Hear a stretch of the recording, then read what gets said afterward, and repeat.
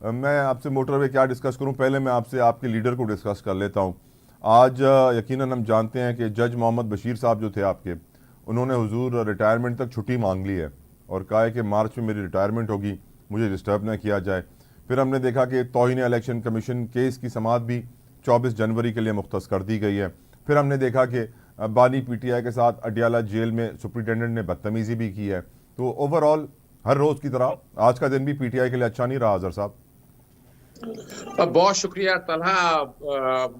We are here, we are ready to face each and every consequences. जो हालात है हमारे लिए ये कोई मुश्किल नहीं, हमें पता है कि ये हर रोज मुश्किल से मुश्किल हालात पैदा करेंगे। तो इमरान खान साहब ज़हनी तौर पर तैयार है, जिस्मानी तौर पर तैयार है इन सारे हालात को देखने के लिए।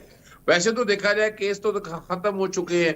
तोशा खाना का केस जमीन बोस है, कुछ भी नहीं है, सस्पेंशन हो चुकी हुई है। साइफर के केस में जमानत हो चुकी है। आजम खान के बयान के बाद वो साइफर राय कोई नहीं गया, कागज का एक टुकड़ा है जो कह भी दिया, कागज लहराया था। और वो जो अपना उसकी जो कॉपी कोई अगर है तो प्राइम मिनिस्टर हाउस के अंदर ही गुम हो गई है। उसमें वजीर आजम का क्या क्या कसूर है, वो ऑफिस स्टाफ जाने, उनका कंसर्न है, वो ढूंढे जहां से मर्जी ढूंढनी है।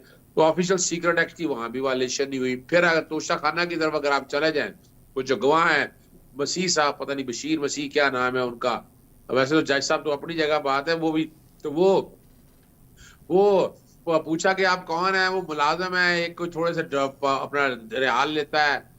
और कमाल है, उसको फोटो भिजवाई गई, तस्वीरें भिजवाई गई, उसने वैल्यूएशन कर छोड़ी। मजाक ही हो रहा है यहाँ पर निजाम का। और ये सिस्टम आंखें चढ़ा रहा है। सवाल ये है कि क्या ये जो कुछ हो रहा है या होने दिया जाए?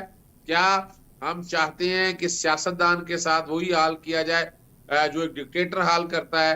हालांकि डिक्टेटर का दौर नहीं है, मार्शल का एक दौर है। मार्शल तो एक अलग बात है, लेकिन हम समझ नहीं पा रहे। और 13 सियासी जमातें, 14 सियासी जमातें कसूरवार हैं कि वहां इस सिस्टम को वहां तक ले गई हैं जहां से वापसी लाना मुश्किल है। अब आप ही के सामने है, जज बशीर के सामने क्या कहा था?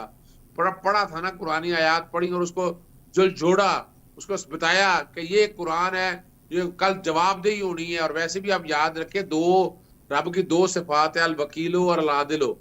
अजहर सिद्दीक भी दोहरा एहतसाब होना है, और अल आदिलो, अदल जो अदल देने वाला है, अदल देने वाला है, उसका भी दोहरा एहतसाब होना है। तो वो हालत आपने देख ली कि जब देखा कि कुरानी आयात सामने है, रब को जवाबदेही होनी है, वो कोई कॉम्प्रोमाइज नहीं कर सकता। तो